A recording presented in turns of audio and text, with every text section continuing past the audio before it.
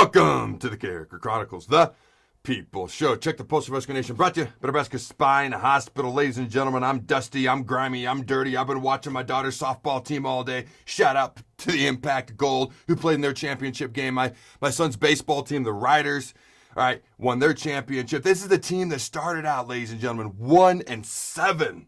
1-7. And now they've won 10 games in a row and just won their second tournament championship in a row. One heck of a turnaround in a very young baseball season for that team. So shout out to the Riders. Hopefully, the Huskers, after a rough 3 years, first start to Scott Frost's tenure, they can have a similar and maybe even much, much better turnaround of their own. But let's talk about the Huskers spring football game. Here are my final thoughts on the University of Nebraska's spring football game.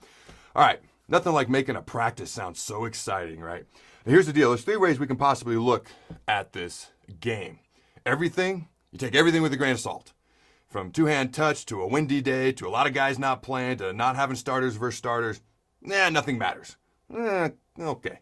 Some things with a grain of salt. We did learn a few things. That being said, you can also just focus on the positives. If you like, the glass is always half full, right? You can focus on the negatives. The glass is always half empty, right?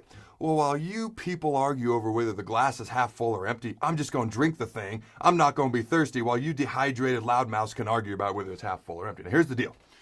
The first thing I want to talk about, I'm not going to beat this drum too long, but I got to mention it.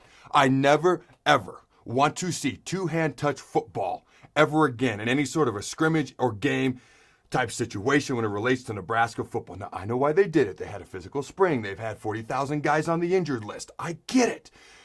You're talking to a guy who's had 10 major surgeries. I'm not talking about them little X scopes. I'm talking about cut, wide, open, 10 different times, and I'm staring down the barrel of an 11th one. Yeehaw.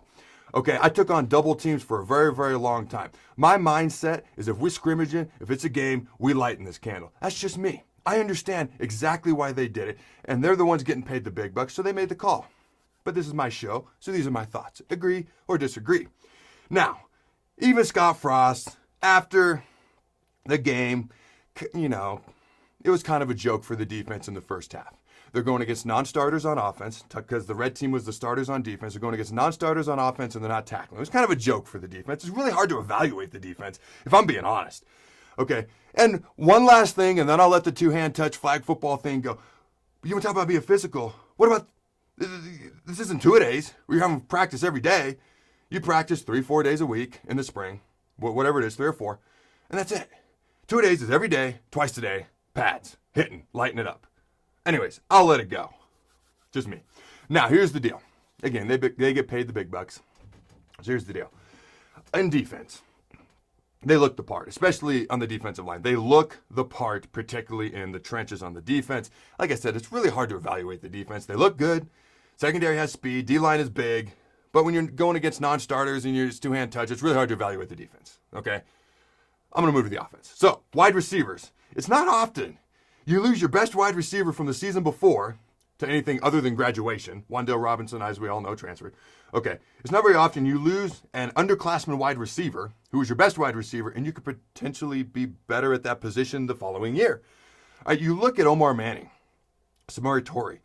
Now, these guys, Omar Manning, #1 junior college wide receiver in the entire country. Samori Torrey was an FCS All-American at the University of Montana. These guys give you reasons when you look at them physically, athletically, what they can do, reasons to be excited about the wide receiver position amongst some of the other wide receivers as well.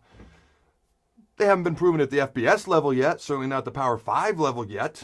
So there's potential there. The potential to do great things. They haven't proven themselves yet. I look forward to seeing what they can do. You look at the quarterback position. All right. And I could spend an entire show on the quarterback position. In fact, that's what I'm going to do in a couple days. I want to talk about, and I'm probably going to focus on the backups on that show if I'm being honest, because we need somebody to step up. I love Adrian Martinez on and off the field, but every single season he started, he's gotten banged up. So you need to have somebody ready. So I'm going to spend an entire show later on this week talking about the potential backups. Now, for now, I'm going to keep it short. Martinez, you can see he's in command of the offense. Watch his body language. He's in command of the offense. He's faster. He's as fast as he's been since he was a freshman. Now, he did struggle with the deep passes. It was also a very windy day. And I know the Big Ten football is played in bad weather. I freaking love that. The one thing that's going to affect deep passes more than anything else is wind. It was very, very windy. So it's hard to, gauge, where he's at on the deep ball. It'll probably be easier to see come the fall. We do need a backup quarterback to step up again. I'll talk about that in another show later on this week. Another show I want to dedicate to an entire position as the running back group because there are so many talented running backs in that room. It could literally be running back by a literal committee. Okay? There's so many talented guys. Some guys didn't play, some guys did play. We definitely have not had, it's great to have so much talent and potential throughout the room, but we have not had a lead dog step up yet. Okay, and so that's something we need. But I want to spend a show on that running back position. But real quickly, just talk about those who played in the spring game. Okay, you look at Marvin Scott. He broke a 39-yard run. He broke multiple tackles when they went to tackle football in the second half and looked pretty good doing it. He looked fair throughout the game, pretty good. Freshman Gabe Irvin came in and looked good. You look at freshman Jacques Yet, who I know for a fact, because they've told me they like him in that building. I'm going to talk about him more in another show, but I know they like him in that building. He definitely prefers tackle football to two-hand touch football. When he came in, he was fun to watch. Now, I'll never forget the first time I saw him. I was like, hey, who's the new D lineman? That's a big dude, but he can run. All right, I'm excited about Jacques Yet's future, and that was even before the spring game happened. All right, obviously some guys didn't play. You look at USC transfer Marquis Stepp amongst others that didn't play. Again, I'll talk about that a little bit more in the show later on this week. You look at the offensive line. Okay, they look much bigger, much like the defensive line. When you look at them in the weight room and you watch them work out, they look different than they did a couple years ago. The trenches is definitely a place where you notice that. They look bigger. They look more physical. Okay, the running lanes were definitely bigger in this game than they've been in a while. Okay, so that was awesome to see. There was also some breakdowns in pass protection, if I'm being honest. Okay, Blaze Gunnerson beat Turner Corcoran off the edge one time.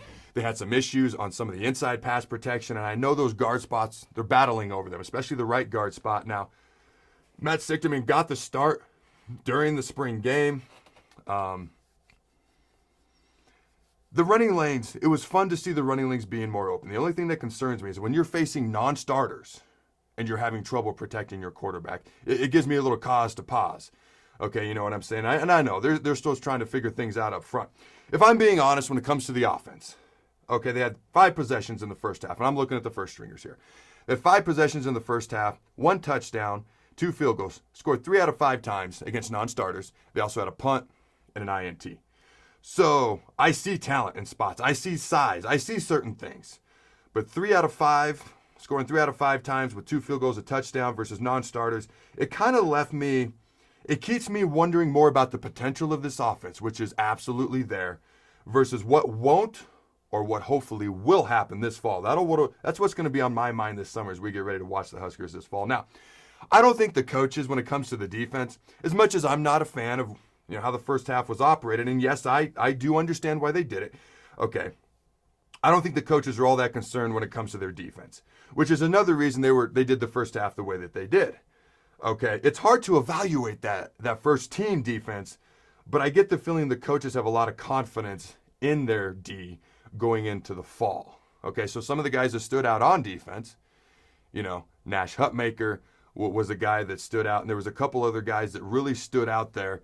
And for me, the linebackers position, and Will Honus, he's not going to be ready for the start of camp, so hopefully some of those young linebackers, that middle linebacker spot has got some pretty good depth there. So at least they've got that to fall back on. Hopefully Will can play this year. I know he won't be ready for the start of camp. But here's my final thoughts when it comes to, or they're not sure if he'll be ready for the start of camp. I hope he is. Here's my final thoughts when it comes to the spring game. Martinez is faster. The O-line is bigger. The wide receivers and running backs are talented. There's potential there. Okay, the defense has high expectations. Now, we learned a little bit. I absolutely believe we learned a little bit, but not a lot, about what will actually happen this fall, which actually, for some reason, has me more excited about what's going to happen this fall. It's that unknown, ladies and gentlemen. If you haven't figured out, I'm not quite normal. You're welcome. Until next time, Husker Nation, go big red, and always remember to throw the bones. Thanks again to our sponsor, Nebraska Spine Hospital. Ladies and gentlemen, when it's your spine, you do not want to mess around, and experience matters. That's why you can trust the experts at Nebraska Spine Hospital, the region's only spine-specific hospital. They are the best at what they do.